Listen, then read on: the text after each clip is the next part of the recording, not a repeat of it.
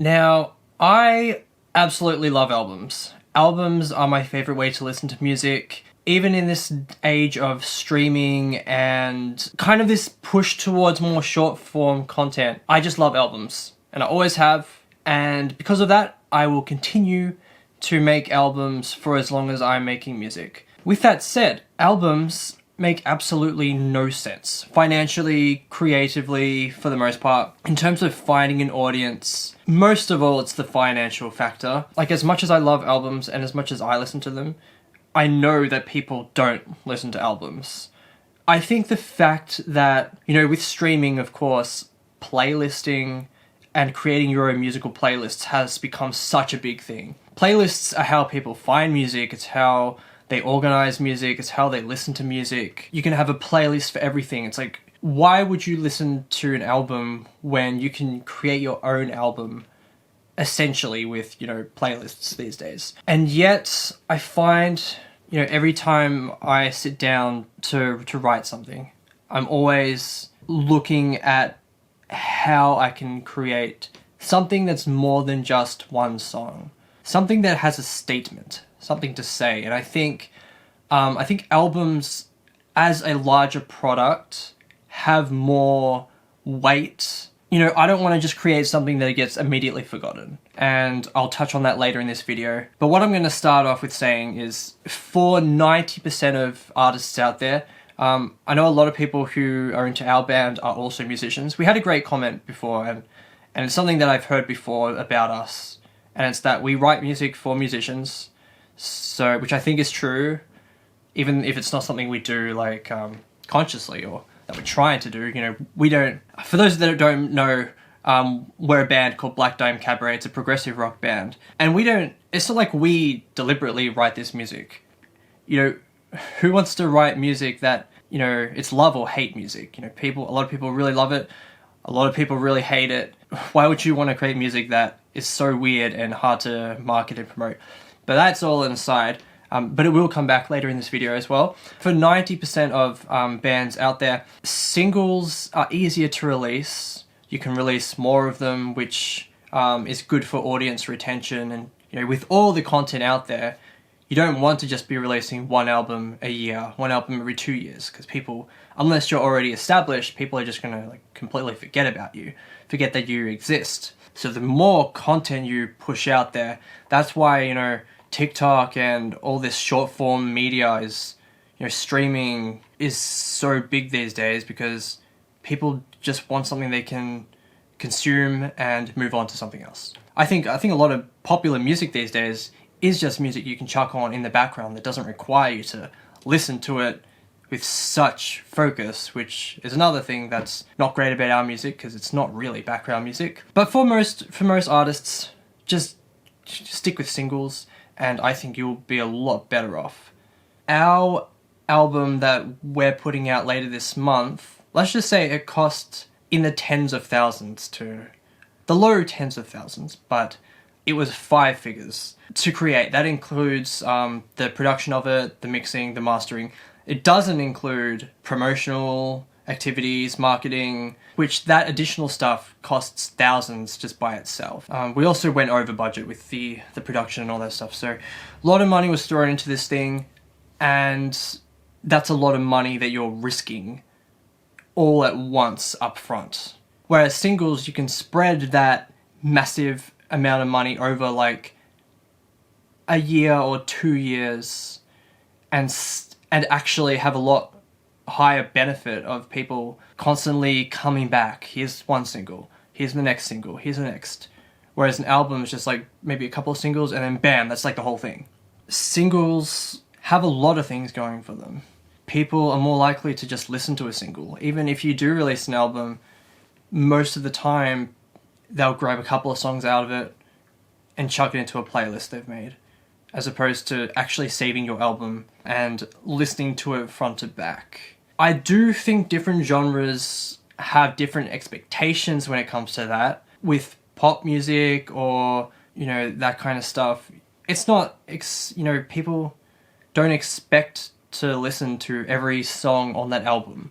Maybe they do, maybe that's just, maybe I'm just talking talking crazy, but like it's not meant to be listened to together. So you just pick like 3 songs that you love from this artist, from this album, 3 songs you love from this artist, and just like do whatever you want with it. Definitely, like, they're in the genre that we're playing in progressive music. I think there are more people who do listen to the whole album and who love concept albums and want that bigger product. So it works in some cases, works less in some other cases. If I was doing like indie rock or like pop, there's no way I would be releasing an album. The album would probably just end up being a collection of songs that we've already released. There might be 1 or 2 new songs on that, as opposed to like half the album is brand new material. However, of course, the topic of this video is about our decision to create albums. And as I said earlier, albums are more of a statement. It's like writing a novel versus a short story, or, you know, releasing a blockbuster movie that might be an overlong 3-hour movie versus just something shorter on like TV or on like streaming. If you're going to spend all this time creating something, you want to create something that has meaning and something that has weight when it's released. An album is something special, especially what we're aiming to do, where it's a carefully constructed thing. If you're just a musician writing songs, that's different, I think, to you're a musician who's trying to write an album. I think they're 2 different objectives that when you're starting, you should figure out, am I doing this or am I doing this? Because I think they have 2 different approaches when handling it. My guitar teacher back in the day, who also taught me a bunch of stuff about songwriting that I still use to this day, he was always like, you know, plan out your album. Understand the flow. Plot out the emotions of it. So you're starting with a powerful song here. Then you're keeping the intrigue. Then you slow down a little bit. You're learning a bit more. You're exploring more musically. That actually makes sense in the context of the other songs. You know, having those softer songs before the big moments to emphasize certain things on the album. Like, an album shouldn't just be random. And if your album is just random, then I think that's why people are like, what's the point of albums? Because you're not making it right. An album needs more thought put into it. But when you do it right, you know, there are incredible concept albums that I grew up listening to. A lot of stuff from Dream Theater, like Scenes from a Memory and, you know, Octavarium, stuff that I used to listen to all the time. One of my favorite albums of all time. Manchester Orchestra's A Black Mile to the Surface, which is like, you listen to those songs by themselves and they're fine. They kind of all are similar in a way, but once you listen to them in the context of the album, especially when you add the story element to it, and you can read along to the lyrics and understand what's going on, it's not just an album anymore, or it's not just a collection of songs. There's so much weight and meaning behind the surface, and I think that kind of stuff creates albums and music that stand the test of time a bit more. And I'm not saying by any means that our album is one that will stand the test of time. Like, I'm sure by the time we've released like our 2nd and 3rd album, you'll look back at this one and be like, oh yeah, it's like not as good for a number of reasons. But it will always be very unique in what it's doing and what it's saying. And its place in our discography is very, very meaningful, I think. As opposed to if you look at it like this, so we've got 12 songs, but imagine if we'd released only 6 of them in completely random order with no story. Like, all the music is still the same. Imagine the lyrics are the same even. But you don't still have the context of the storyline, the characters, the books that we released on the side. You don't have the full album, but you have the same songs from it. I feel like that's very forgettable. It doesn't matter what the music is, or how good it is, or how good our performances are. I think there's a much higher chance that people listen to that stuff and immediately forget about it. It's like if you're, it's like, you know, you're scrolling through TikTok, like how many videos do you go past? And while you do always have that one song that's like so damn good that it's impossible to forget, but most songs are not that. Our objective isn't to write the greatest song of all time. Maybe your objective is to write the greatest song of all time, and maybe you can achieve that. I definitely can't achieve that. Like, my stuff is super weird, and I don't think, on this album at least, I don't think any song is incredible. It's the story and the context of everything that I think elevates it. And we would never be able to do that with singles.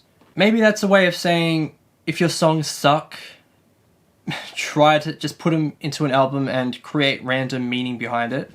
Maybe that is something that could work, as weird as that sounds. Not that I think our songs suck. I mentioned a little bit earlier, and I'll try to wrap this up pretty soon because we're probably going a bit long, how our music is so weird. And I think it has, you know, some people listen to it and they do get it. And we see you people and we are very thankful. But for the general public, listening to our songs without all the context that we have, without the story, without the album, it's hard to get. It's hard to really understand what we're going for, why we're doing what we're doing. It's hard to become invested when you are confused. It's harder to be a non-conforming band like we are. You know, our music isn't that consumable. It's not that catchy. There are, of course, catchy hooks to it, but it's constantly moving. There is structure to it, but it's not a simple structure that's predictable. And I think it's harder to produce that kind of music as singles and find an audience until you have until you have the full thing, the full picture of what you're trying to do, and people can see that. I think it's way harder to find an audience because you can't be a fan of something that you don't fully understand, like a book that hasn't fully been written, or seeing just the trailer and some clips from a movie without actually seeing the movie. Some people think they understand a movie without having seen it because they've heard people talk about it, seen little bits from it, but you don't really get it until you actually sit down, invest the time, and see the full product for yourself. And I think that also works with music. Those are just some of my thoughts when it comes to albums and singles and why Black Dime Cabaret, for as, you know, I don't know how long this band will go for. I hope we're going for a long time, but for as long as we keep making music, I can definitely see us doing like EPs and single one-off releases, but albums will always be a big part of our identity as a band, and they'll always be a big part of my identity as a songwriter. So for as long as I'm writing music for BDC, expect to see a lot more albums. But let me know what you guys think, and let me know what kind of music you like to write. Like, do you just put out singles? Do you put out like singles and EPs and just feel like there's no reason for you to spend a whole bunch of money to make this one album that just gets released and that's it? So like you just have one big thing every year. Or do you like to spread out so you have like one single every month? And just let me know some of your favorite albums too. What makes a good album? Is it the story? Is it the flow? Is it just the general vibes that you get from that experience of sitting down and listening to an album from start to finish? That'll be it for me. I've been Brandon from Black Dime Cabaret, and I'll see you in the next video.